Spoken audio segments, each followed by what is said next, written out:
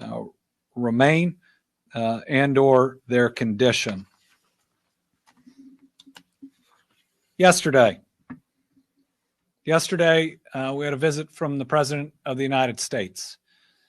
We here in Kentucky have felt the love and support of the entire country and of the entire world.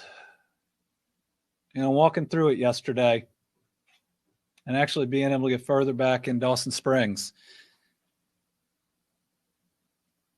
the devastation is still, I don't know if the right word is profound, traumatic, painful, especially for me, from a town that was your safe place growing up. Here is Mayfield.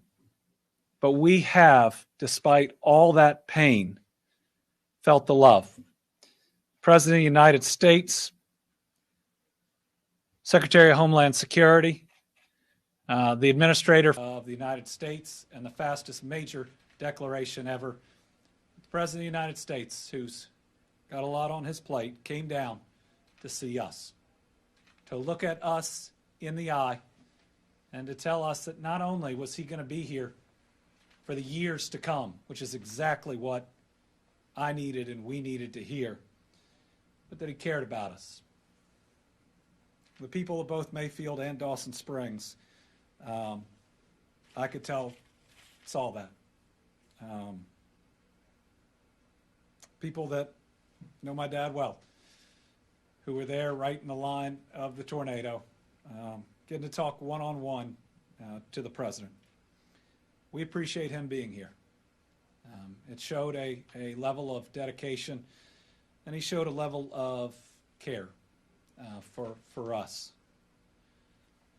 And I want to make sure that this visit is only viewed the way it should, as support that we are grateful for. And while he was here, he even made some more news. Stepped up doing yet another thing that you almost never see, but it's going to help us even more. On Tuesday evening, I submitted a request to the President for the federal government to cover 100% of the costs of some of the specific costs of recovery from the tornadoes for our first 30 days of digging out. I did this hoping, but knowing even the 75-25 share, which is what it normally is, with the federal government paying 75% and the state and the county really splitting the 25%, the county pays a little bit more, but knowing that's hundreds upon hundreds of millions of dollars. And so we asked for what would almost be the unthinkable. Can you, the federal government, just pay for all of certain costs to help us? On Wednesday, the president told me personally, the answer was yes. He actually said when the request came in, he didn't know if he had the legal authority to do it. And turns out he did, and he said yes to me in person in the Princeton airport. The 100% cost share will cover assistance for debris removal, emergency protective measures, and direct federal assistance. That is going to be a huge amount of money, and that's going to free up other dollars for us for the months and the years to come. It's going to give us the tools we require to help and to dig out. In Mayfield, there was something therapeutic about not only having the streets been cleared, which they had been, but actually watching. And I saw this in Bremen too. The chaos, the devastation being put into a dump truck and taken out of town. That was special in Mayfield. We're not seeing as much yet in Dawson. I know it's picking up. And this is going to help cover all of that. I look forward in the weeks to come when, while we won't have rebuilt, that people can walk down their streets without rubble on the sidewalk, where they can get a better picture of what things can look like as we move forward. Whether it was yesterday's visit or this new 100% coverage, federal government has done absolutely everything that we have asked them to do, and we've asked for some things that were hard for them to say yes on. Got a number of other updates. Just a few more pieces that Director Dossett will cover on the 100%. Eligible applicants are not only state government, but local government as well. It's funded through the Public Assistance Grant Program. After 30 days, the cost share reverts to the 75-25. I can guarantee you we're going to be asking for something different there when we reach it. In other great news, FEMA is on the ground. I think between what they have helping us in Frankfurt and on the ground there, over 700 people. I think it's one of the biggest, most robust responses that we have seen. And they are walking house to house, though the houses aren't standing, and already processing claims. Online, and I'll go how to do it, or with people walking around. We've already have 5,500 registrations in the system. And I can't believe this, but they've already made payments from FEMA. We've got at least $550,000 that have gone out the door. We're on day 6. There will be millions that go out the door, but it is incredible. I was surprised when I heard this morning that money is already going out the door. That is really special. Let's show the slide about ways that you can sign up for disaster assistance, and Director Dossett's going to go over this again. First, there's disasterassistance.gov. It's available 24/7. We have seen significant sign-ups on it. It can be used to register for disaster assistance, but also to check your application status, which you can in real time. Okay, there is a slide that goes through the 3 different ways to do it. One is the, hold on just a second. Well, we'll go over the second part. If you can't get online, you can call these numbers, 1-800-621-3362 or 1-800-621-FEMA. It's available 7 a.m. to 1 a.m. Monday through Sunday. Live agents are available to help you begin your claim. They will help you over the phone. And then there is the FEMA mobile app that you can download. It's available 24/7. You can get it through both the Apple App Store and Google Play. It can be used to register for disaster assistance, check application status, and you can even upload different documents that you would need. Additionally, FEMA has registration intake centers open. So you can go online, disasterassistance.gov. You can call these phone numbers. You can also download the app. You can talk to a person walking through the neighborhood. They all have iPads. They're taking the pictures that you would otherwise have to take if they're there, or you can go to any of these locations. In Hopkins County, the FEMA Mobile Registration Intake Center is at 960 Industrial Park Road. That's in Dawson Springs. It's 8 a.m. to 5 p.m., and that's because there's a curfew there. This is when people can come in and help people. In Graves County, it is at 1102 Paris Road in Mayfield. Again, 8 a.m. to 5 p.m. Muhlenberg County, I think we're going to be able to handle through the canvassing. It's a small town hit really hard. And I'd say I was really impressed by the mayor, by Curtis, their county judge, who I've known forever, former sheriff, their fire department, and everybody else. I mean, they've got so many people out there helping other people. It was really special to see. And in Warren County, it is at 2565 Russellville Road in Bowling Green, 8 a.m. to 5 p.m. On social media, we will get a listing of those locations up. All right, as an update on our state parks, we have opened them up to take our people in. And as we walked around, as Brittany, who's over here, I keep looking over, walked around both. Question we'd always ask people is, where are you staying? And if they were sleeping on somebody's couch, we were telling them, come to our state park and let us take care of you. I got to speak to some people that are out at Pennyrile, and they said they're taking great care of everybody out there.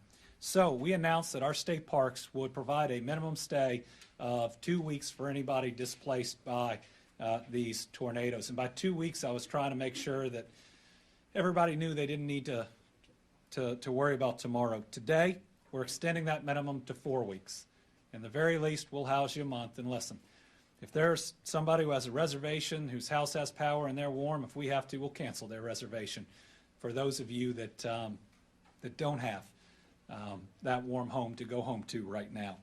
Right now, we are housing 610 displaced Kentuckians and 176 first responders. We do have room for some more.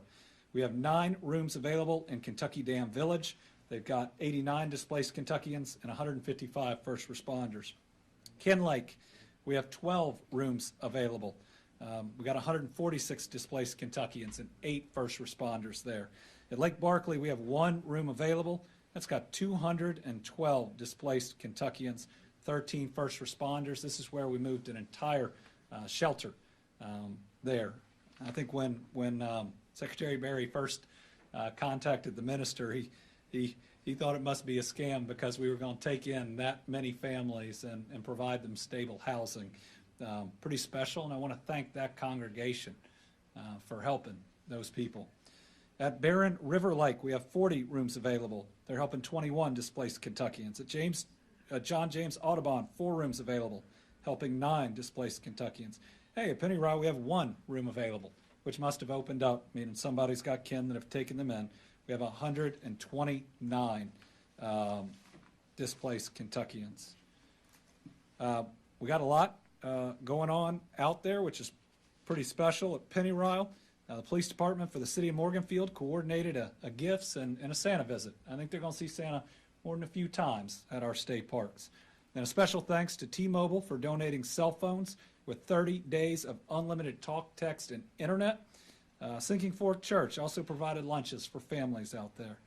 And then at Rough River Dam State Resort Park, we got 44 rooms available. We're currently housing 4 displaced Kentuckians. I think that we got a lot of volunteers too that are out there. These aren't just our state employees taking care of folks. We got as many folks as we have asked for that have come and helped out. A little bit on some other pieces. On the transportation cabinet side, we believe most all roads in every displaced area are now cleared enough to get through. Just from Graves County alone, the transportation cabinet has taken 1,300 loads out of Mayfield. There's more than 600 transportation employees working hard on this every day. Division of Forestry still out there with 29 employees doing the sawing work and 2 bulldozers helping out. Our National Guard presence, now over 600 deployed. I think it's about 530, 531 in the impacted counties. Our mission is changing. It is now primarily augmenting law enforcement, preventing looting, and if you are somebody out there that would even consider looting someone's home that's lost everything, shame on you. We will find you. We will arrest you.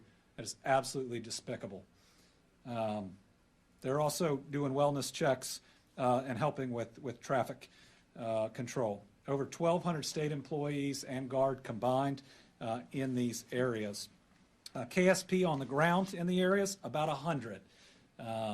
And they are verifying and accounting for people who are missing. Thus far, they've verified and accounted for 90% of the employees from the MCP candle factory.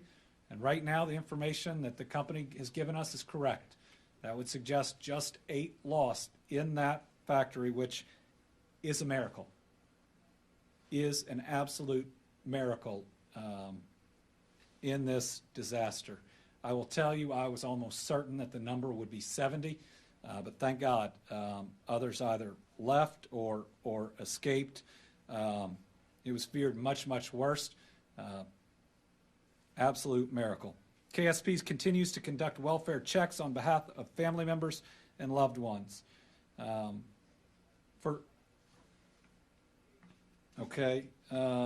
KSP is asking, and we don't need that. KSP continues to use rapid DNA technology to assist in the identification of victims. Again, we need any family members of missing persons to come to where they're doing this, His House Ministries, between 10 a.m. and 5 p.m. today, any day, to submit DNA.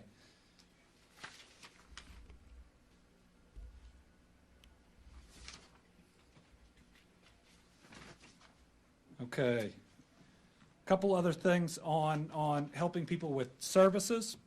I signed an executive order waiving fees for disaster victims needing to replace lost operator licenses, permits, and state ID cards. That means there will be no fees as we are able to replace those. Transportation Cabinet will be setting up temporary credential issuance station.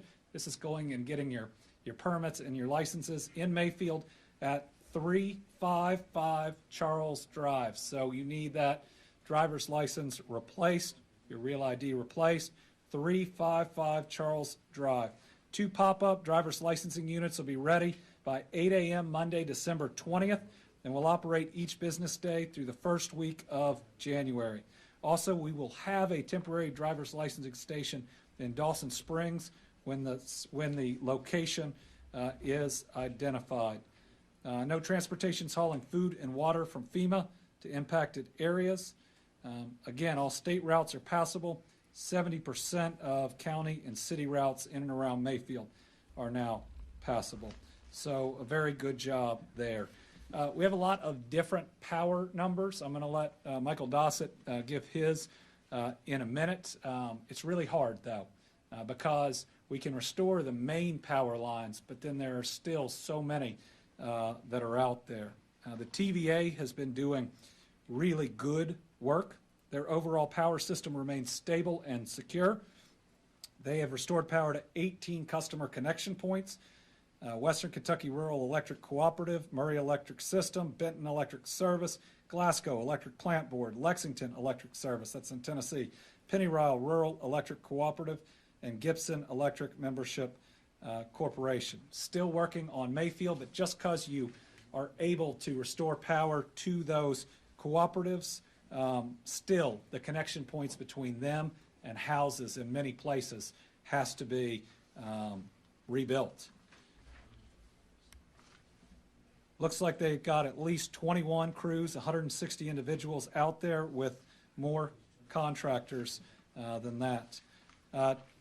Team Western Kentucky Relief Fund, now $15.9 million with over 93,000 donations. We are providing the first set of funds, which are going out the door to cover funeral expenses. Nobody has to apply. We're contacting the individuals directly. One of the next areas we're going to look, which is really important, is how we can help some uninsured homeowners. If you know Dawson Springs like I do, or Mayfield like others do, in these and other areas, it hit neighborhoods of people that were already struggling to get by. And it's not that they didn't want to have homeowners insurance, it's that they couldn't afford it. And so we're going to look at using this fund to help, because the individual assistance from FEMA, we're going to look for all different sources, is capped at $37,900. And that can go, if you're insured, above your insurance, but for those that don't have it, that's not going to be enough to rebuild. So we're going to look at how we can augment those families with this fund. Those that are already struggling shouldn't be struggling more after this thing is over with what they have already gone through. I'll tell you what, we got a couple of other updates on unemployment insurance and others, but after that, Brittany, I think we could use some really good news if you'll continue to update us on how these kids who've been through the worst are going to have the very best Christmas in the history of Kentucky.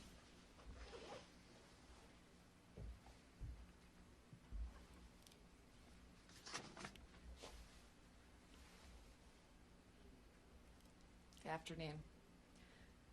As First Lady, I was left speechless at the heartbreaking images of entire communities left grieving after this natural disaster.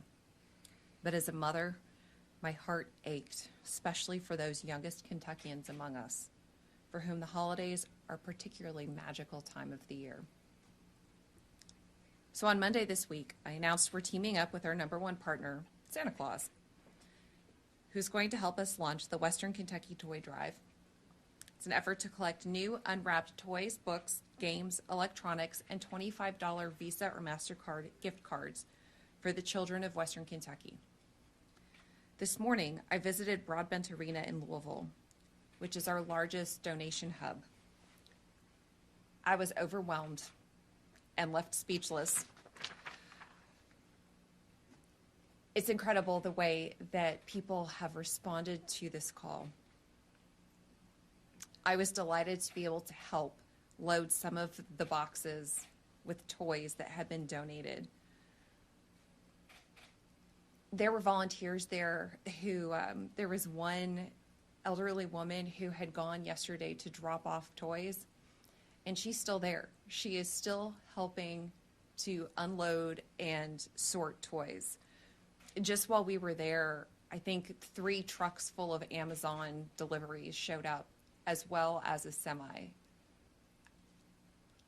I'm speechless. These children and their families just deserve it, and it's so heartwarming.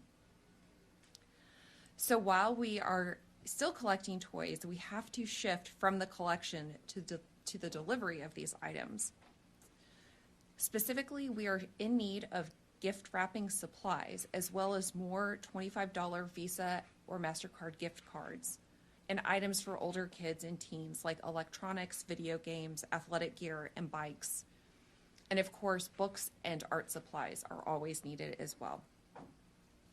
We will continue to accept donations until Saturday, December 18th. If you are able to contribute, please visit firstlady.ky.gov/toy drive to find the location nearest you. I think it's also important to remember that every donation counts. It is not too small or too large. There will be a child with joy because of your thoughtfulness. These tornadoes and the loss they inflicted would have been devastating regardless of when they happened, but the proximity to the holidays just somehow makes it a little more painful. To everyone who has contributed so far, to the staff and the volunteers who have made this effort possible, thank you.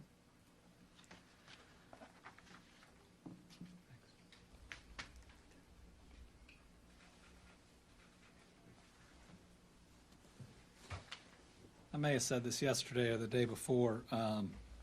As we were learning that tens of thousands of gifts were coming in, I said to Brittany, after Christmas this year, what are the parents going to do next year? And she said to me, these kids didn't just lose their Christmas toys, Andy, they lost all their toys. So let's shower them in gifts. All right, let's turn to Director Dossett's update, and then I've got some things specifically for Kentuckians in the area, including some assistance with unemployment since their places of business will be down. But as he's coming up, I've been asked by businesses all over the country how they can help. And they have helped in so many different ways, from supplies to unprecedented amount of dollars. But let me just say this. We're going to lose a lot of businesses in the area, and there's going to be a rebuilding process. The number one thing any company out there can do is commit to putting up a new facility, a new office in Mayfield, in Dawson, in Muhlenberg County. These are areas that we hope the jobs will come back. But you want to talk about providing a huge ray of hope. We can work with you in economic development, but talk about seeing a brighter future in front of you. So those looking to help out there that are already planning to put some new facility somewhere, really think about the impact that it'll have on this community, knowing what might be out there and available to them as they get their home back up, as they get their kids back in school. They want to know that there's a good job that they can head to, too. Director Dossett.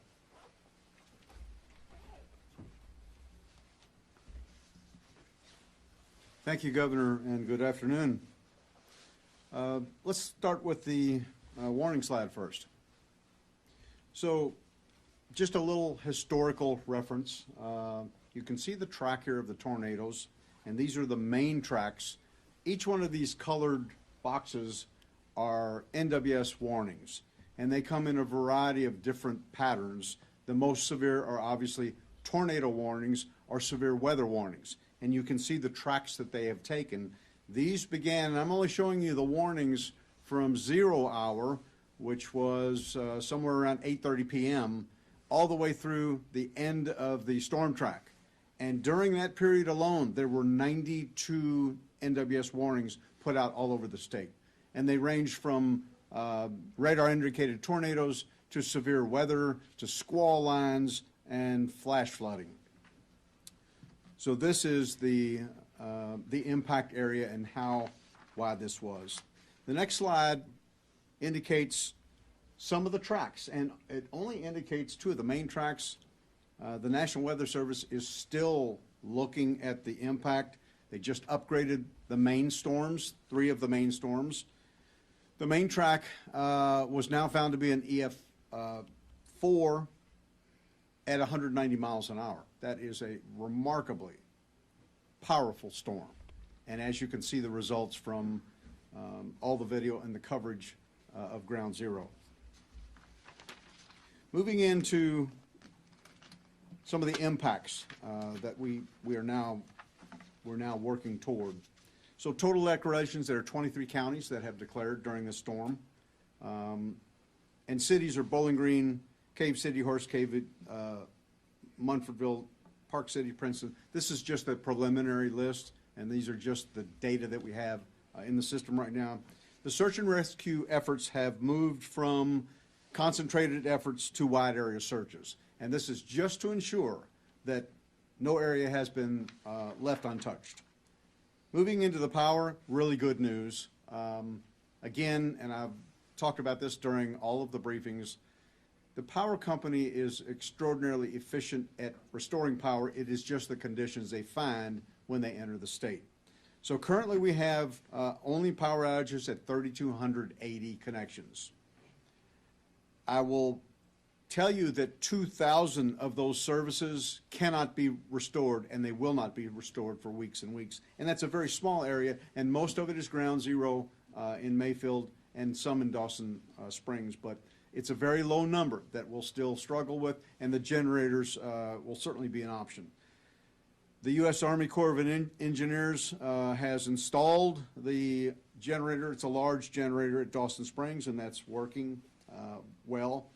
We also have good news with water and power systems. There are about 2,600 service connections with customers at about 18,000 that only have boil water advisories. We have a bit of good news, and it comes slowly, but it's coming. In Dawson Springs Water Treatment Plant, at 11 a.m. this morning, it was totally restored to power, and that's a big celebration. Next slide on cost share, please. So just a little bit about the relationship and the partnership between Governor Beshear and the President. We've talked about this. The day of the event, we were recipients of an emergency declaration. The second day, we received an expedited declaration. The third day, we added an additional 20 counties.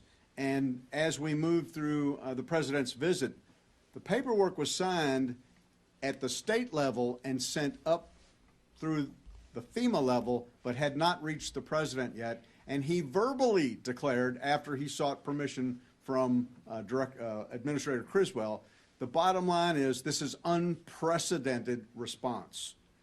He cut through the red tape, and Governor Beshear pushed it the entire way.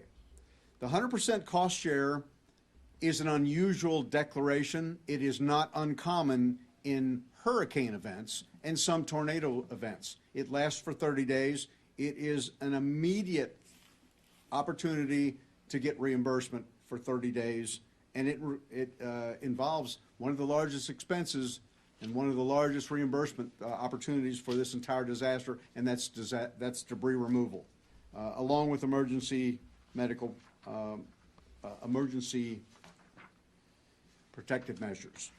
So FEMA's on the ground in our hardest hit counties. They currently have 400 personnel on the ground across the Commonwealth in all of the counties that have been hit. And they're expanding that footprint. There'll probably be, by early next week, there'll be 700 folks of all federal teams. FEMA's not the only team on the ground. And just to name a few of those, it is the USDA, the Environmental Protection Agency, the Department of Defense, including the Army Corps of Engineers, the Department of Energy, and the Federal Law Enforcement Bureau. We're getting opportunities and responses from the entire federal umbrella, and that's important to remember. We have requested and been granted what's called a Delta Food Package. This is 30,000 meals per day delivered every 3 days. And this is the daily output of what a large area disaster, and those are being allocated in most of our major cities. So this will go on. This request has been filed and will go on for 30 days. FEMA also has opened the mobile registration centers. The governor talked to you about those locations. And there are three ways you can register, certainly online, a telephone number, and then the mobile centers will be announced. We're not giving out all the locations currently. It takes a few days for them to travel from other parts of the country. We'll be putting many of those mobile centers into the impacted areas, and we'll publish a schedule as soon as it's available. So FEMA's also providing us tarps, COTS generators, infant kits, and pandemic shelter, along with water. Basically what happens during this process is FEMA ships from Atlanta or one of their large warehouse areas down to Campbell or Wendell Ford. We then take possession of the commodity, and then we move it to a county staging area, and they distribute it in pods. It's a very it is a very succinct process. It works in every disaster, so that is currently underway. We have 10 shelters now open. They have about 500 of our citizens in there. The Red Cross has provided more than 40 products to hospitals in the impact areas. The Rubicon slide, please. So this is a success effort, and this is the roofing slide. Team Rubicon responds to disasters all over the nation. They respond to state requests and have done so a number of times, but this is an unusual request for them because Jeff Byard is their COO. We're good friends from the time that Jeff was in leadership in FEMA. He's taken over this position. He actually goes on site. The long and the short of it is they have tarping crews in our major areas right now. They're in Dawson, they're in Mayfield, and they're in Bowling Green. So this is just a photo of one of their crews. They do two types of tarping. One is emergency roof tarping, where you'll see them cover the roof as they're doing now, and the other is salvage tarping. Rain's coming, and what they do is they essentially help the homeowner gather all their belongings, and then they tarp all the belongings, because many of these residences that were on the curtilage of the main impact area where the entire home is destroyed, those that are on the edge have varying different levels of damage, and that includes open rafters that some of them can't take tarps. So they'll go in and protect all the belongings for temporary periods, and they tarp it all and then wrap it. Doing a great job. So Team Rubicon will be moving to other counties as we move on. We also have heavy equipment teams out there, along with cut and toss teams that clear debris. So I'll talk a little bit about EMAC support. EMAC is the Emergency Management Assistance Compact. Every state is a member. We have requested EMAC teams from a number of our state partners. This is a routine operation.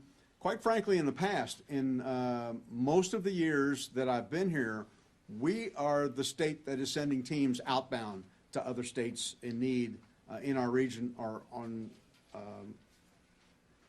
both coasts. In this opportunity, obviously, we have a need. We've advertised EMAC missions, and we currently have 8 teams responding to the Commonwealth. Some are on the ground. We have IMT teams from Florida. We also have a volunteer assistance liaison, and that's for donations that will be doing the state overview for donations and commodities. We have teams coming from South Carolina that will do EMAC management from us, and additional teams for donation support. The National Guard is on the ground, obviously, and they're doing debris removal, law enforcement augmentation, and traffic control and security across our impact counties. So I'd like to finish up with the last slide. You know, there is always some additional problematic news during disasters. This one involves weather that's inbound. So we're looking at a weather event over western Kentucky, and it includes the Mayfield area. They're experiencing moderate and light showers right now to 6 p.m. Heavy rain begins at 2 a.m. Friday morning, and it goes all the way through 10 a.m. And you can see the outputs there. The initial part of it is up to a half of an inch, and through Sunday morning, all the way through the 3-day period, is up to 2 inches. That's not what we want, but there's a lot of tarping operations going on. And that concludes my update for today. Thank you, Governor.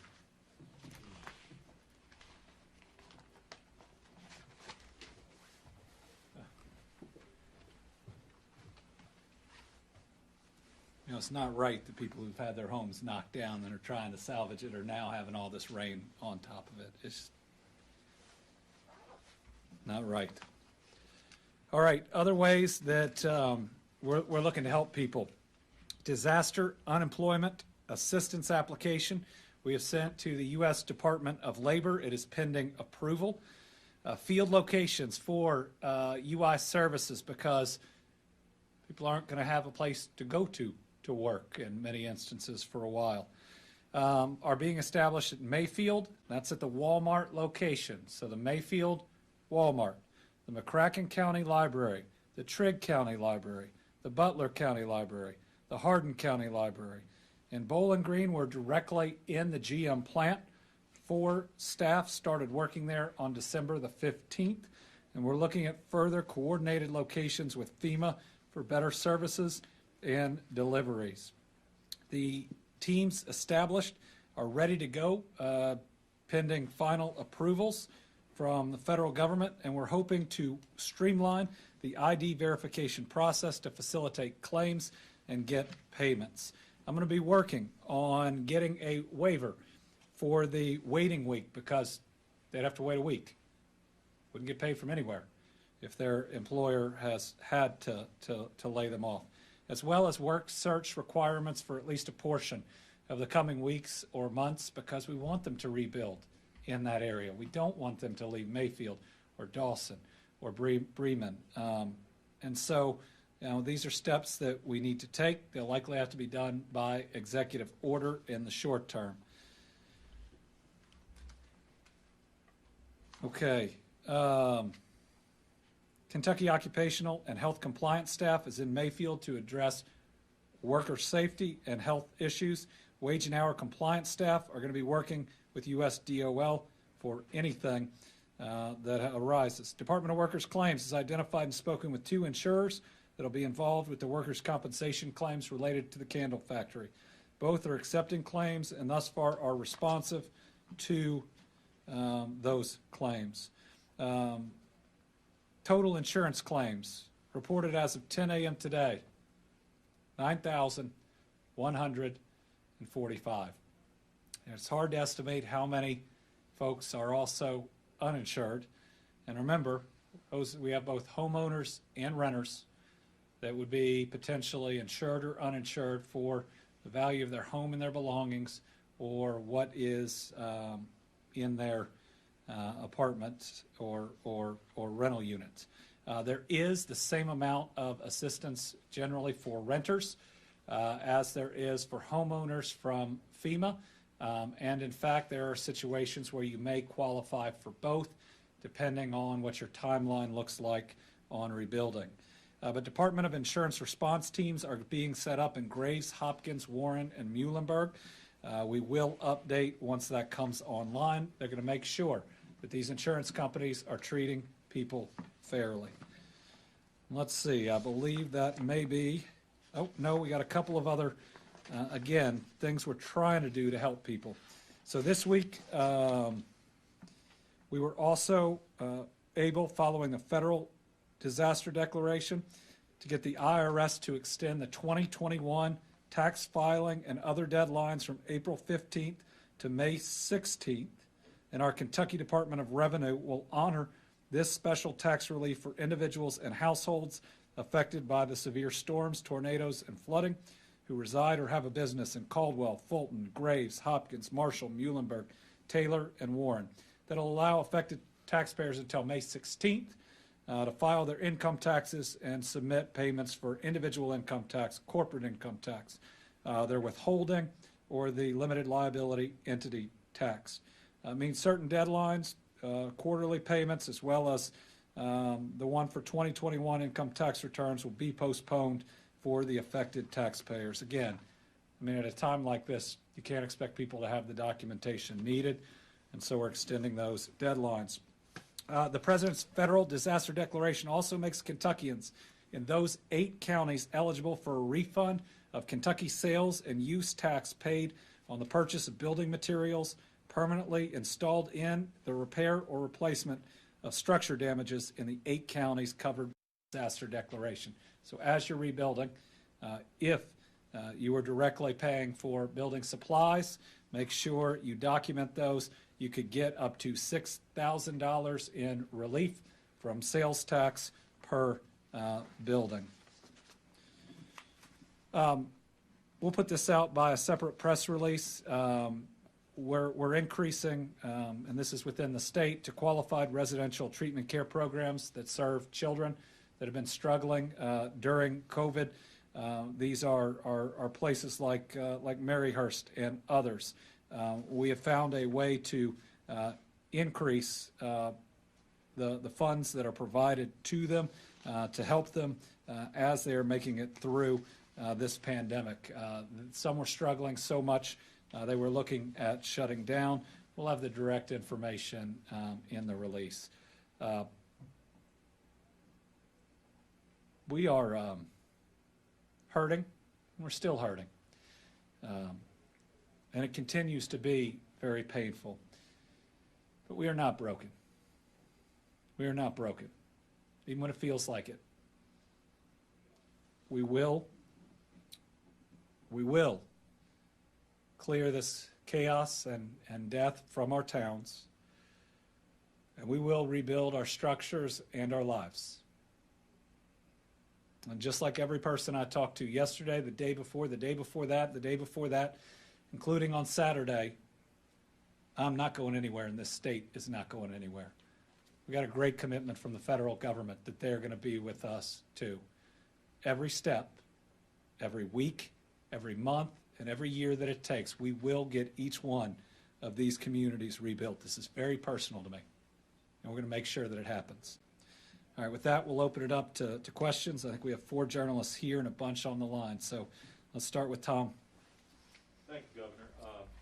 2 things. Something that just came to mind is the state going to be developing a website to link all this information. You gave a lot of things on a lot of different topics today, so we'll be doing that. We should.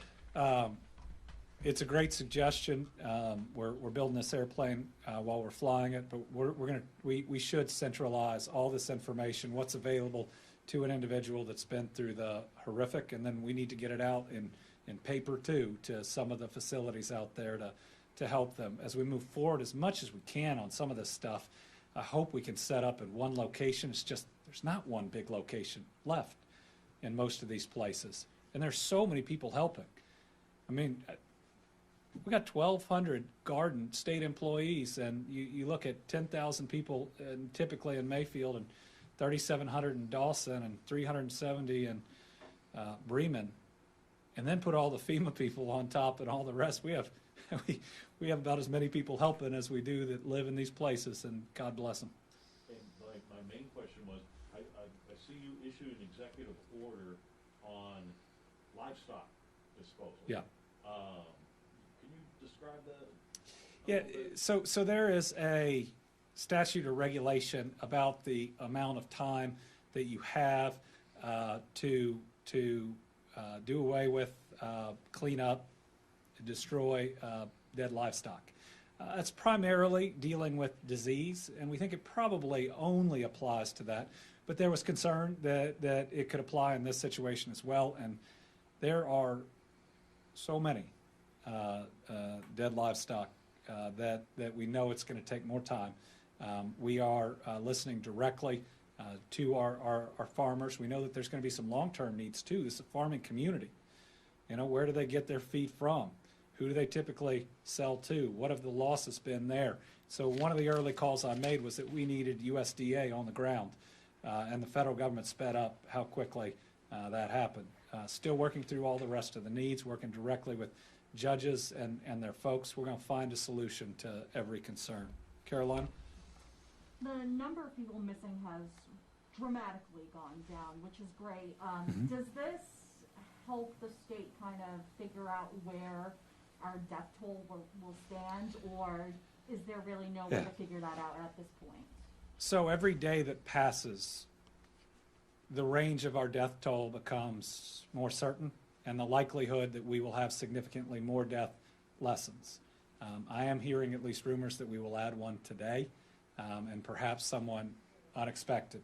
Our number missing requires someone report them missing, and so there may be more that are out there. I hope that additional deaths that we see will be in single digits.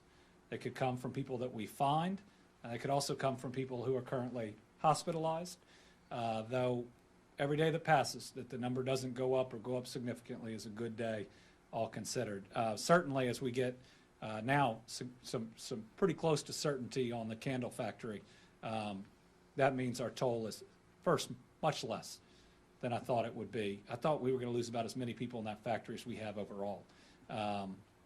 So it's, I think we're getting closer and closer to what that final number will be. Phil. Governor, do you have any thoughts about the litigation that's been filed about the candle factory, the allegations that workers were forced to work with the tornado on them? Yeah, I know litigation has been filed in the candle factory, but I don't have any independent knowledge of any of the allegations that are there. I did see it, and I've never seen anything like the total wreckage and steel and I mean big trucks that I say they're on the roof. The roof wasn't there. By the time I got there, and this is just an hour after daylight, there must have been 8, 10, 12. It's hard when you're trying to take it in. Backhoes and heavy equipment trying to pull things off of it. I mean, it's a miracle we only lost 8. I don't know what happened in there that night. I do know it was hit directly by one of the most powerful tornadoes I think we'll ever see on record. Lawrence. First, a quick clarification. The 75 number today, is that one more than yesterday? One above yesterday? Yes, it adds that individual in Bowling Green that is reported to have had a heart attack in the cleanup. Okay. We heard the president's public comments. Can you give us some insight into the private conversations you had about what hit Kentucky? The president was very caring from the moment that he landed. I think he from our private conversations, 2 things were clear. Number one, that he genuinely cares, and that was evident. And it was evident when the Secret Service was trying to get him to go this way, and there was a family over that way, and it was absolutely clear. And second, that there is a full commitment by the federal government, even to do things that they've never done before to help us. We have gotten a yes on virtually everything that we've asked for, and the speed at which we've gotten them is incredible. So to him, to our FEMA administrator, to our Secretary of Homeland Security, and everybody in between, the federal response could not be better than it has been. Al Cross.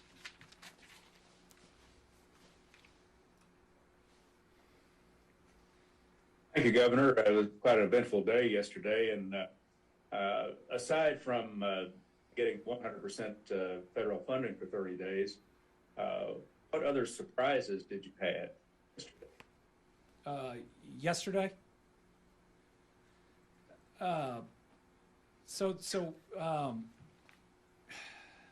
First, there were really tough moments yesterday. I had not been able to get that far back into Dawson Springs, and it was even worse than I could tell, and it was painful. But to also see the number of people that would say that they are blessed to be alive was pretty special. And remember, in this, 8 blocks in any direction, nothing standing. Everybody that is sorting through the rubble knows each other, and it's. I said before, the trauma kind of seeps into your skin. But I will say that having the president there and especially in Mayfield created an energy. And you know what? I was just happy for one day, because it had been, 5 or 6 days, for just one day since this happened, that there seemed to be this really positive energy, that the President of the United States was there. I'm not sure I expected to feel that. And you could see it on people's faces. There's a woman who said, "He's in Mayfield." And I think that was the feeling. Whether or not you voted for him or you voted for me, we're both trying to do our very best for you. And I could absolutely see that the president coming to Mayfield and to Dawson Springs. I said yesterday, I never thought I'd get to introduce a president of the United States. I never thought I'd get him to Dawson Springs, but by God, I wish it was for different reasons. Jack Bramer, Herald Leader.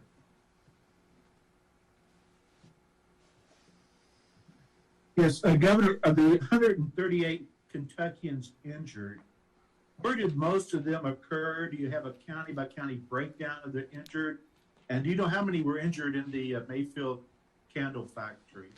I think that the last number I had is that there were 17 people hospitalized from the Mayfield candle factory. I do not have and that was yesterday. I think I got that information. If I got it the day before, I apologize. It's all,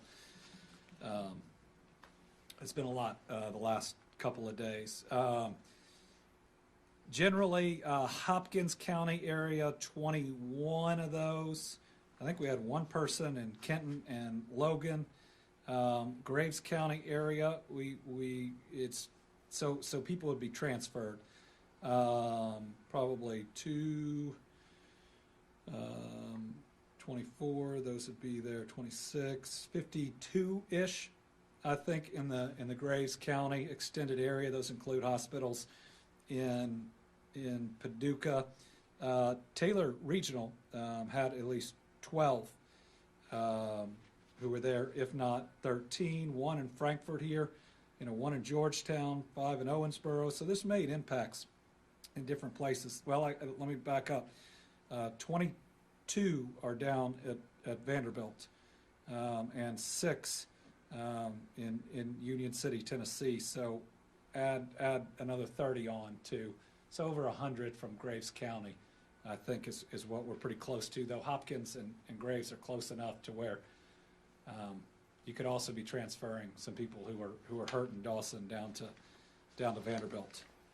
That's the best I can do, Jack. Karen Czar. Thank you, Governor. Governor, could you talk a little bit more about unemployment? There are already people online who are worried, saying they're afraid they're going to end up in some endless loop like we saw in the pandemic. Is there anything you could say to ease their concerns? I'm going to say that we're going to have people in person in each of these counties processing your claims in front of you. We're going to get it done. We're absolutely going to get it done.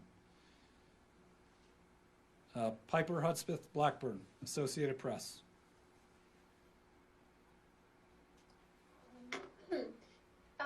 Hello. Thank you, Governor. My question has to do with cleanup. Is Karen Starr still? Can you hear me? I don't see my name on the. I can hear you. Okay, good. Yeah. So, how long is this initial stage of cleanup supposed to last? And what do you say to those Kentuckians who sort of feel like the damage is insurmountable and it might last forever?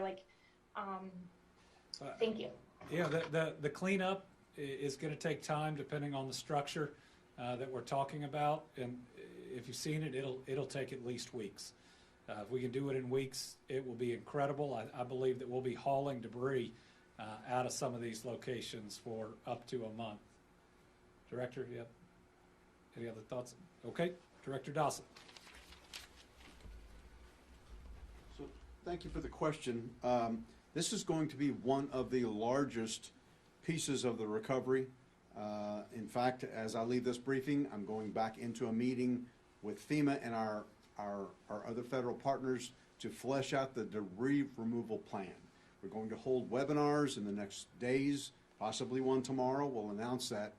Debris removal is one of the most important pieces because this is part and parcel to rebuilding, not just the city infrastructure, but for all of our homeowners. So you'll hear more about this, but again, please allow us to manage expectations.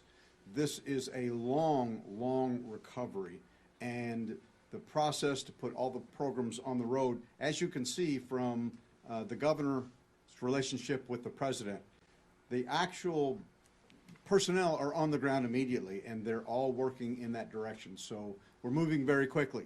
The plan will be announced very shortly. And then after the plan is announced, counties and the state and the federal government will all come together. There'll be contractors that each county can engage. We also have federal assets and state assets that are working toward that.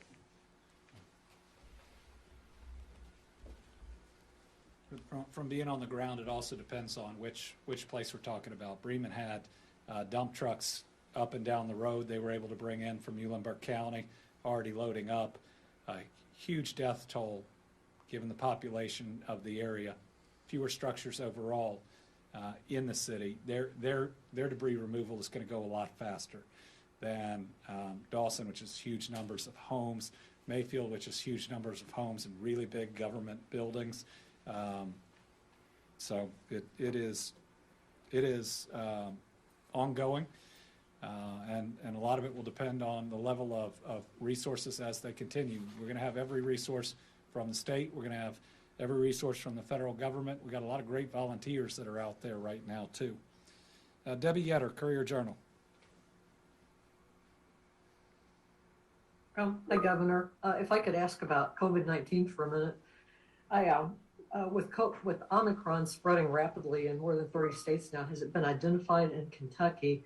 And are you all worried about spread in this area affected by the tornado, with people possibly more crowded together, routines disrupted, and so forth? Yes, worried about spread in the area of the tornado.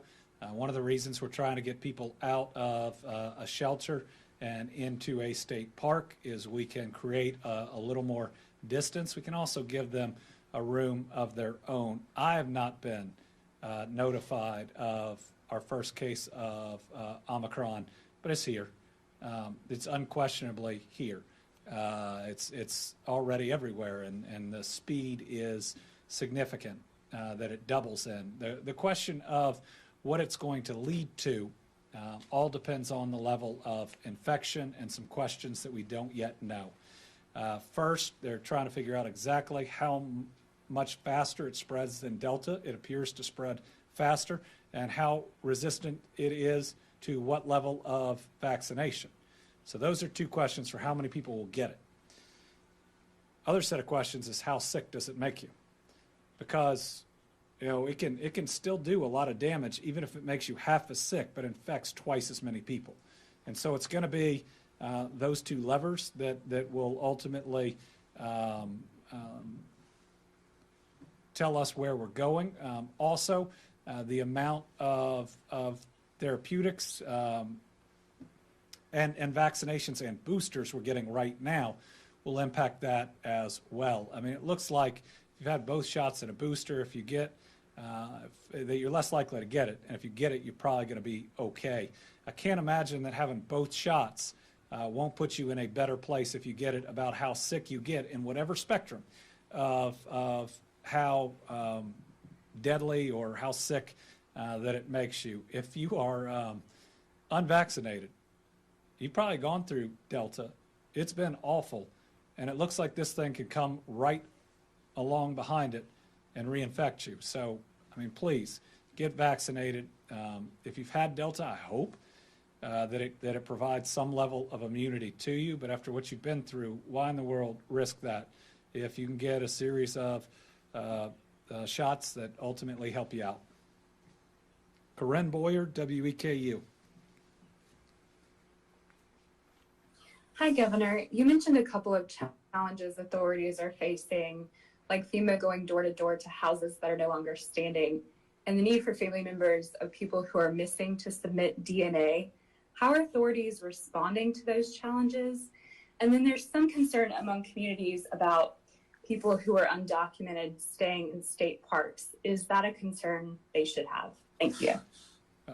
Anybody who lost their home, we want to have a place to stay.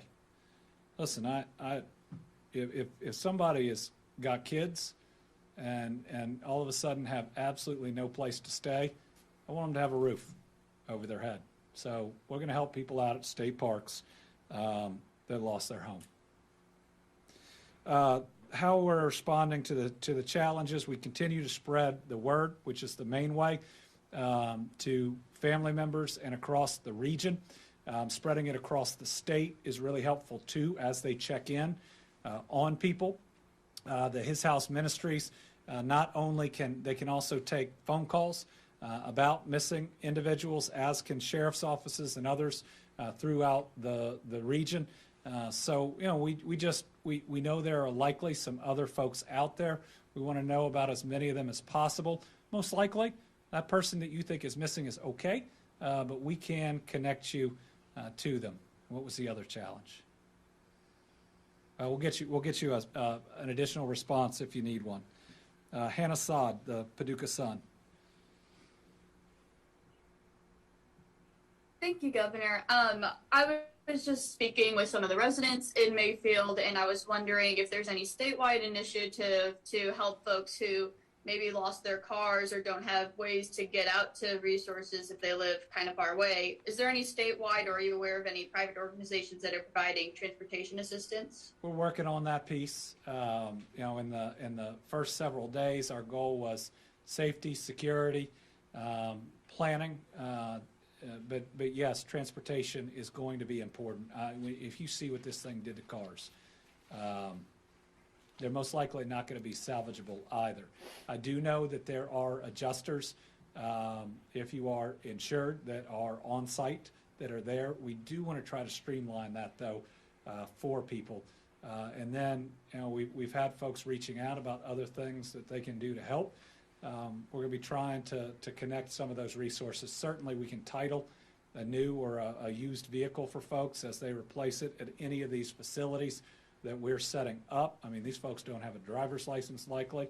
Their last car title, they're going to need to turn it in. They're going to need a new one as well. So that point's well taken. And transportation. Right now, we've used school buses to get people from shelters to state parks. Last question, Grace McKenna, WHAS 11.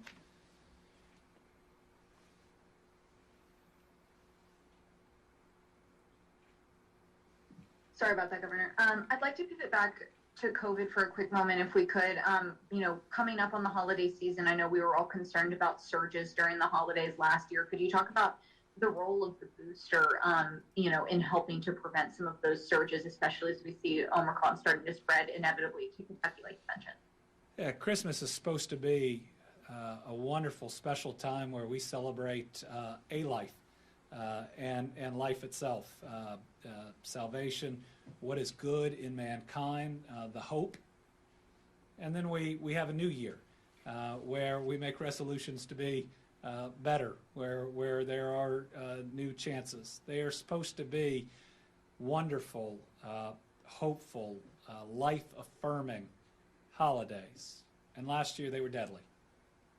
We lost a lot of Kentuckians through the spread of COVID-19 during those holidays. This year we don't have to. Last year you couldn't be fully vaccinated, or it would have been very hard to be fully vaccinated by Christmas. This year everybody can be. And this year we have a booster as well because waning immunity is real. I believe the largest single factor in what type of surge that we are going to see over the holidays and into the beginning of the year is how many people get their booster. If you do it, you're pretty well protected. You'll free up that hospital capacity if it comes in a crunch that others will need. So please, for the holiday season, if you haven't gotten vaccinated, go get vaccinated. Even if it's your first shot, go ahead and get it. It'll help. If you've been fully vaccinated and it's time for your booster, go get it. Don't wait until after the holidays. Go get it as quickly as you can. And then just think about the way you're holding your holiday gathering, if everybody is vaccinated, if everybody is boosted, and those that aren't. Really consider masks while you're inside and close together.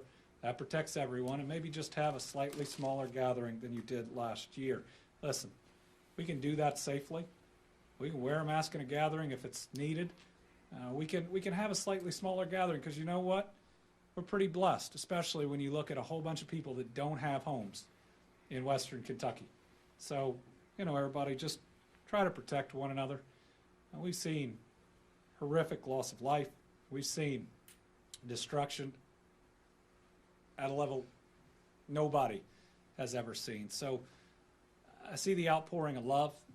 Take care of each other, and we'll continue to update on services, on loss of life, and on how we are going to dig out. We're not broken. We will rebuild, and we'll get through it, and we'll get through it together. Thank y'all.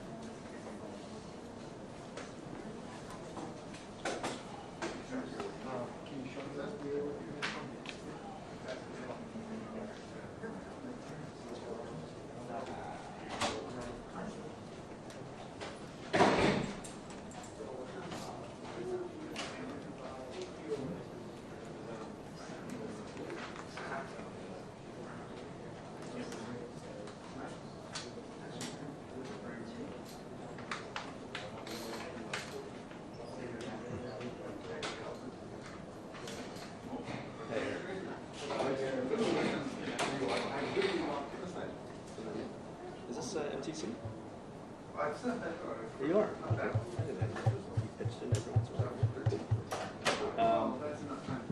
Yeah, that's fun.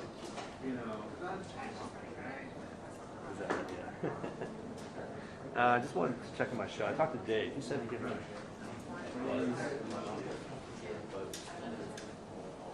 It did. So are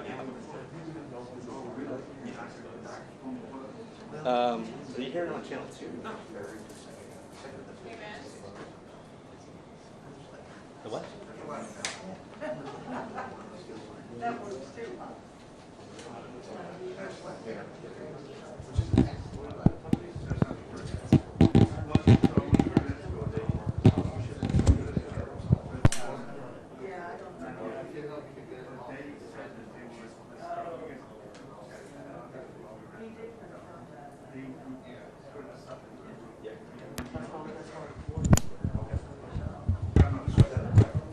Yeah.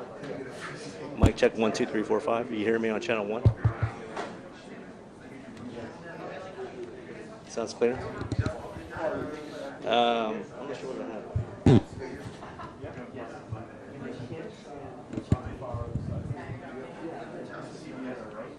Yeah, I just have the relic clamp on.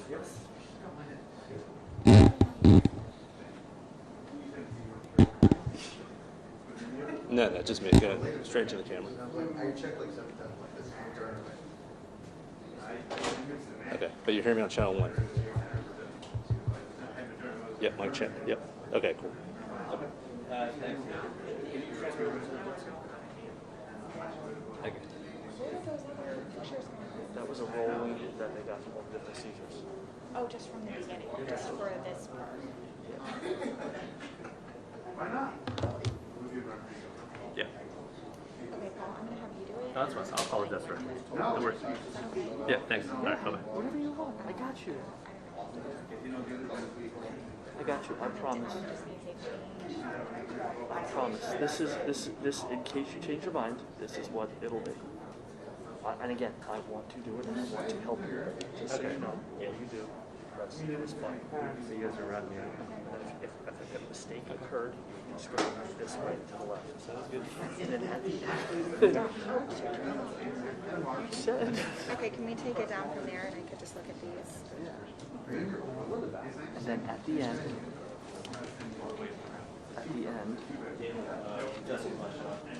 Yeah. You don't want to show this yet. I agree. I didn't think I was. But you are, though. Okay, good.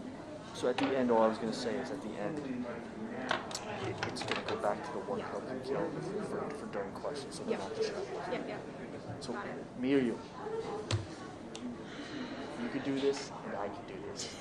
If Miss Wilbur wants you to do it, you do it. But I can do it. I don't want to take away. Can you sit with me? Of course. And it's just gonna, somebody's gonna load it, and I just. Amanda's going to be here 2:50 at 1:55. She's going to load it the way you had it with the initial page. And what was this stupid thing? I turned it off. I was just turning it was on. Just like, yes. Okay.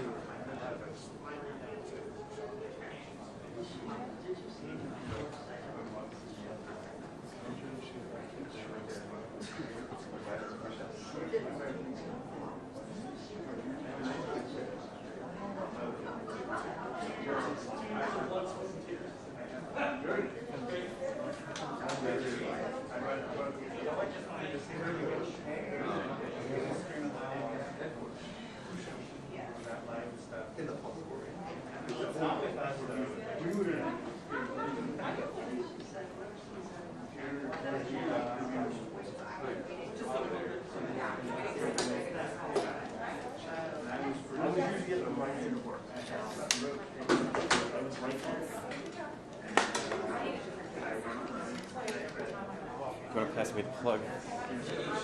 Hi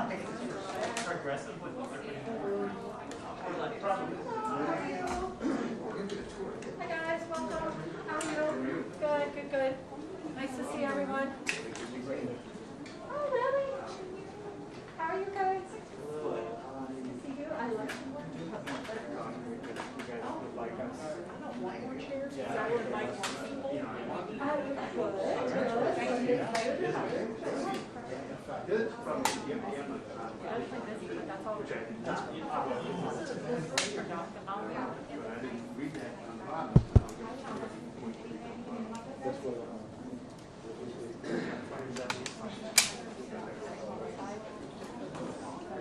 Oh, do I bring this together? That was just, I wasn't supposed to.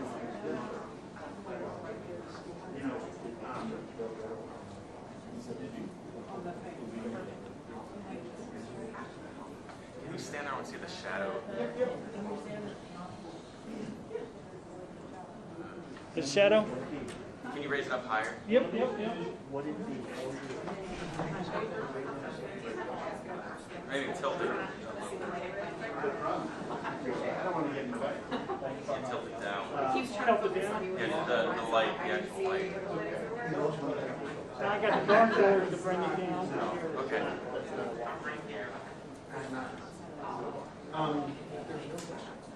Zero.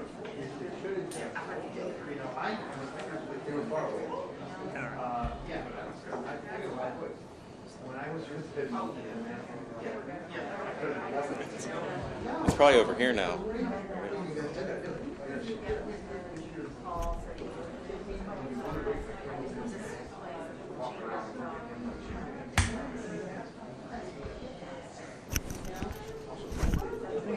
More stadiums. Look, take a. Yeah, that's fine. That's what we got to work on. Thank you for the extra light. Yeah, that's great. Yeah, that's great. Thank you.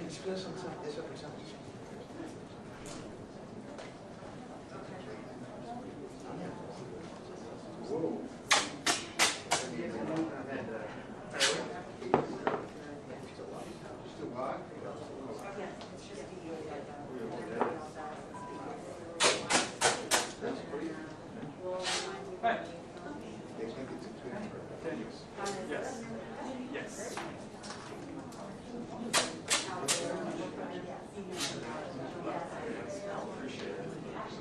Oh, I don't know. Yes.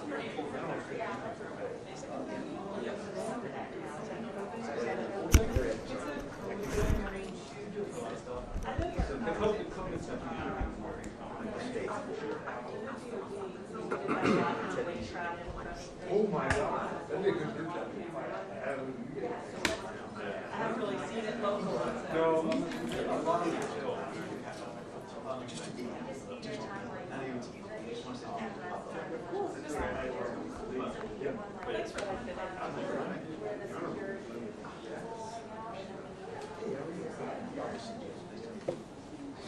I'm Luke with ABC.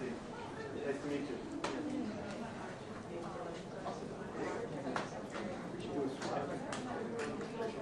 Oh, that's it.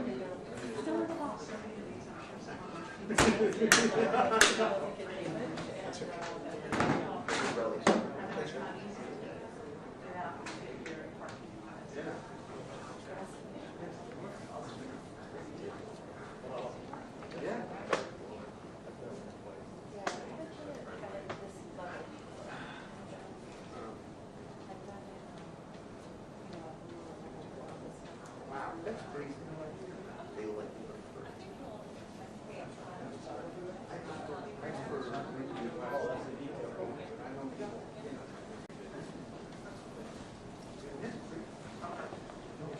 Good, you need it moved or? Well, I mean, how much time do we? We got a little time. What do you want? I'm just kind of thinking like straight on. Straight on? All right.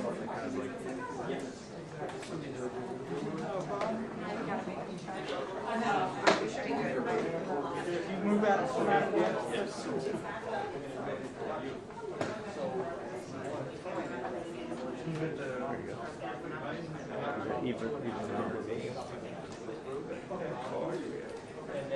You move it wherever you need. Thank you very much.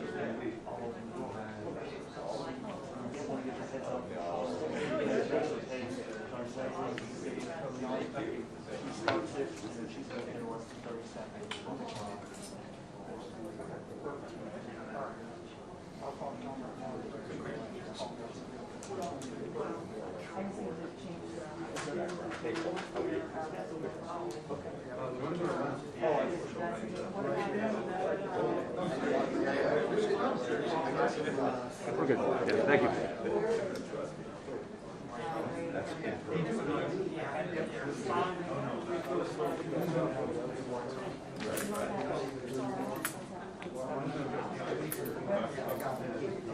Oh, that's all right. I'll just. Happens all the time. Thank you. I have more in my bag. I just. I might as well try to fix this.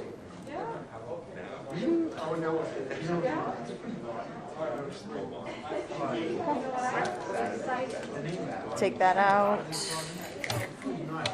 Got that out of the way, got that out of the way. Does Paul have his special clicker?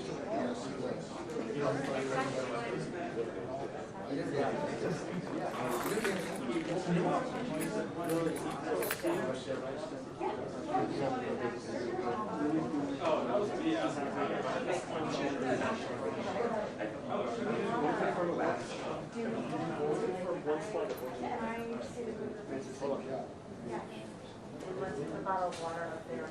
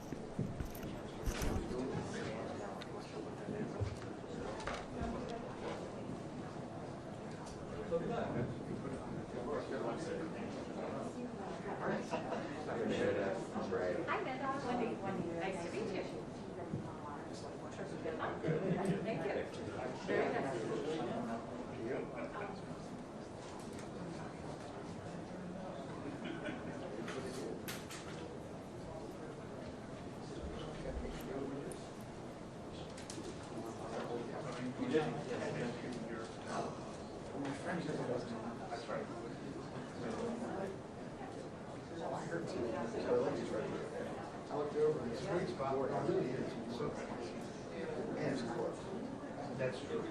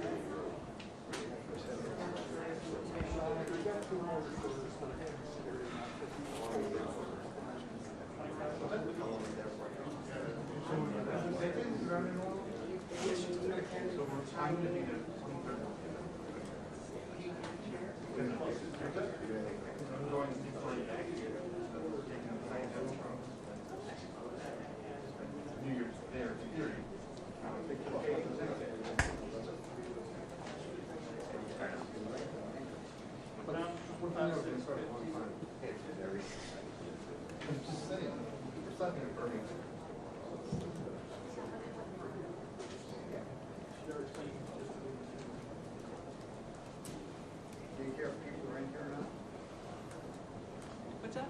You just do it now, just so you can see what it looks like when she's in there? Okay. That's cute. Yeah, that is so cute.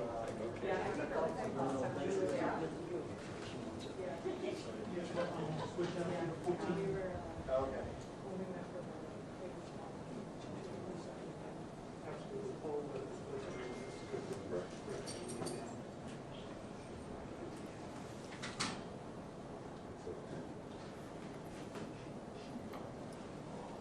course, we have a few more people clearing security right now. We'll be starting just momentarily.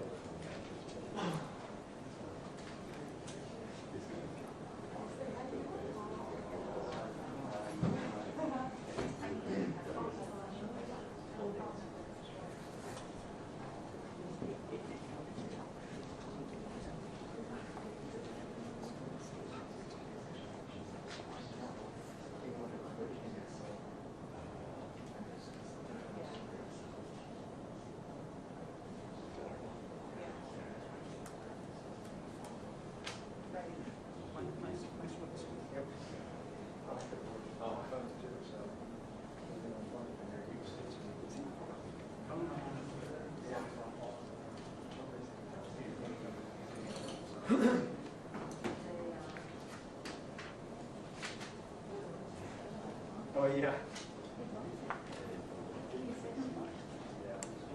It's funny. It's such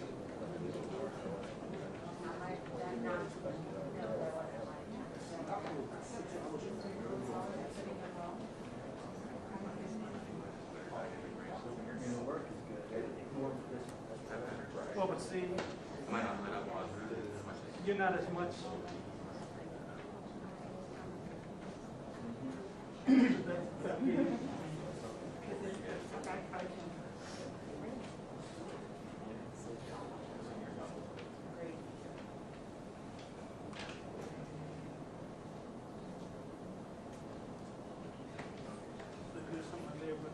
We're about the same. We're about the same. Trying to keep.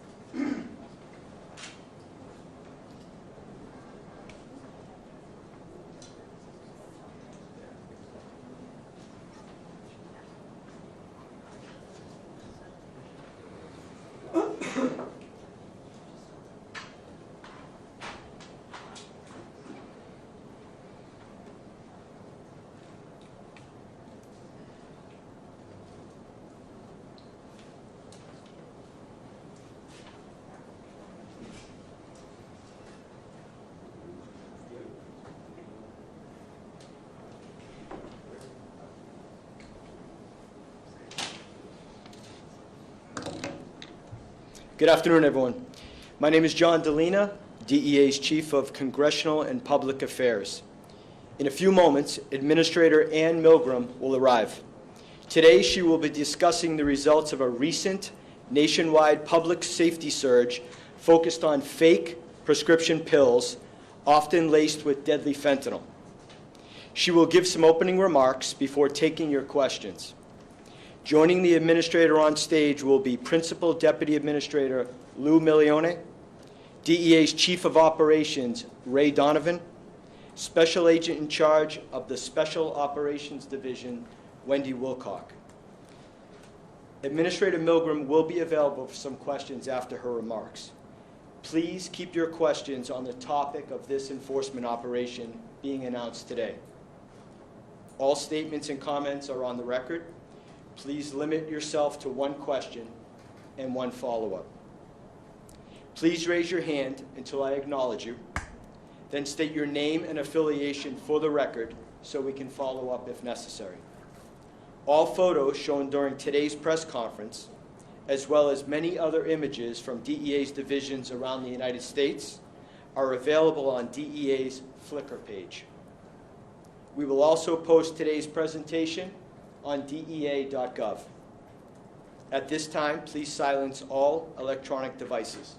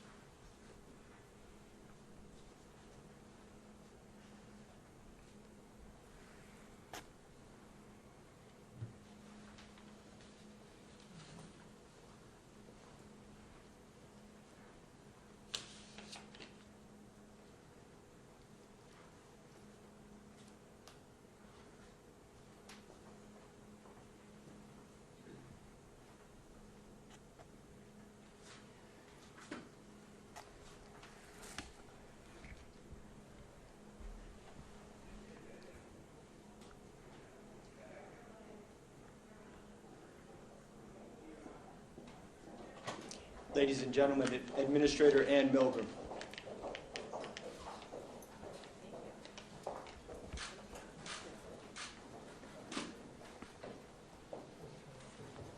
Thanks, everyone. Sorry to be a couple minutes late.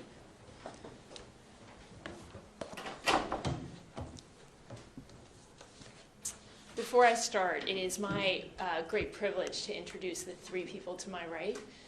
To my immediate right is the Principal Deputy Administrator, Lou Million. To Lou's right is our Chief of Operations, Ray Donovan. And to Ray's right is our Special Agent in charge of the Special Operations Division, Wendy Woolcock. I'm grateful to the three of them every single day for the work that they do, as well as to all the men and women of DEA who are working tirelessly to protect the safety and health of our communities. On a Monday in May 2021, the parents of a 15-year-old high school freshman found their son in his bedroom in Idaho. He wasn't breathing. And despite starting CPR right away and immediately calling for help, their son died of a fentanyl overdose. His death was caused by one pill that he purchased on Snapchat, a pill that he thought was a prescription oxycodone. It looked like a prescription oxycodone pill, but it was not. It was actually a fake pill containing a deadly dose of fentanyl. This kind of tragedy, which shows that one pill can kill, is happening every single day in countless communities across the United States of America. DEA's investigations show that these tragic deaths are not accidents. We know that these overdose deaths are directly caused by Mexican drug cartels that are flooding the United States with deadly fentanyl, with millions of fake pills, with ton quantities of fentanyl powder.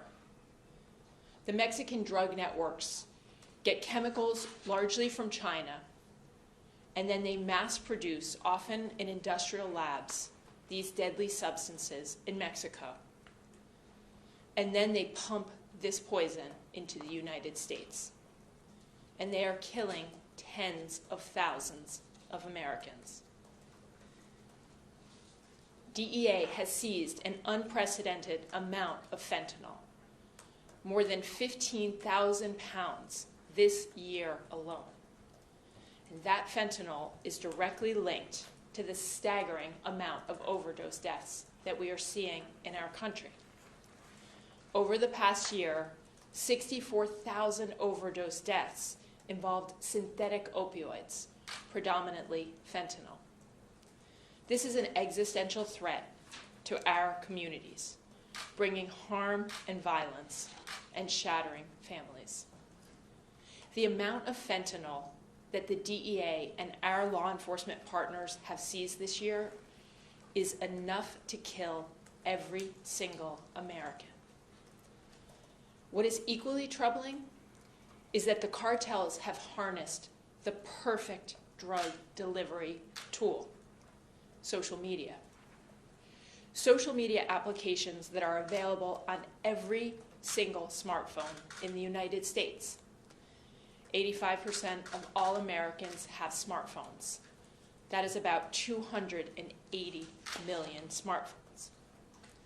When you open those apps, when you open Snapchat, when you open Facebook, when you open Instagram, when you open TikTok, when you open YouTube, the drug traffickers and the criminal networks are there waiting for you. DEA worked with our state and local partners in Idaho to trace the Snapchat sale of that fake pill that killed the 15-year-old boy. We traced that pill back to the drug trafficker.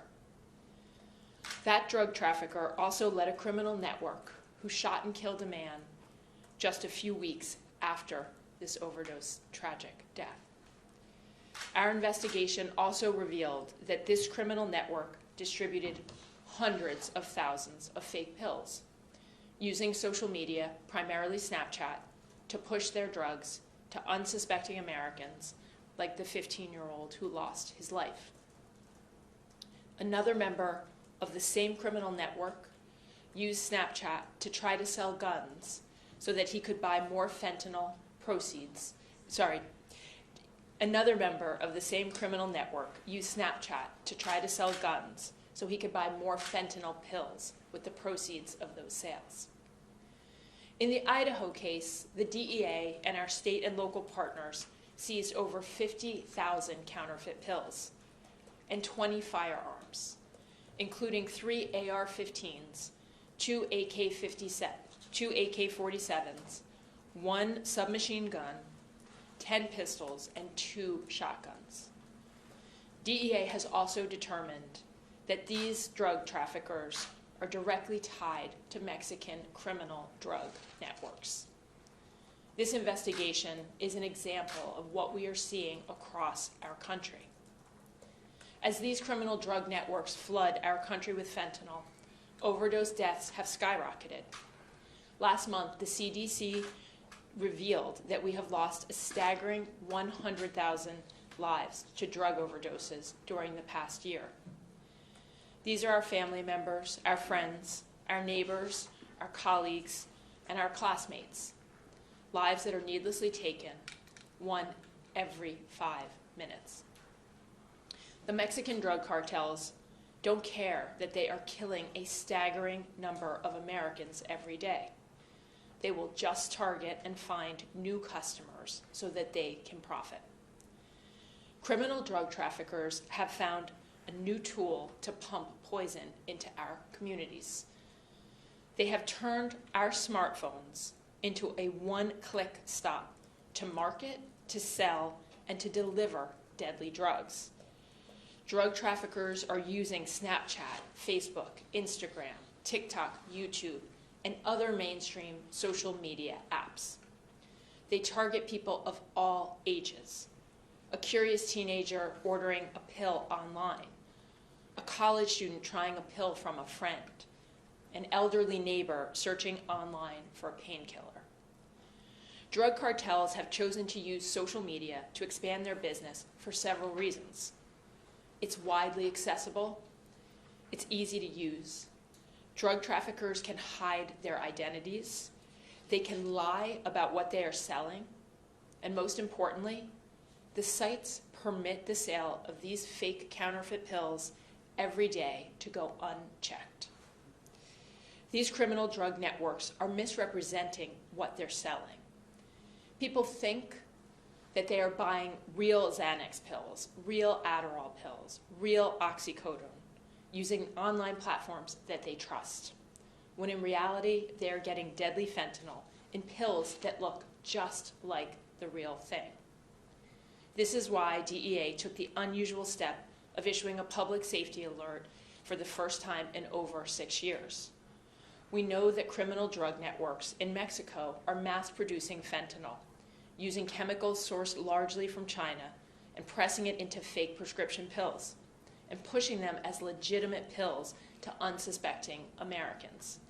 With a simple click, as easy as ordering a pizza online, Americans are buying what they think are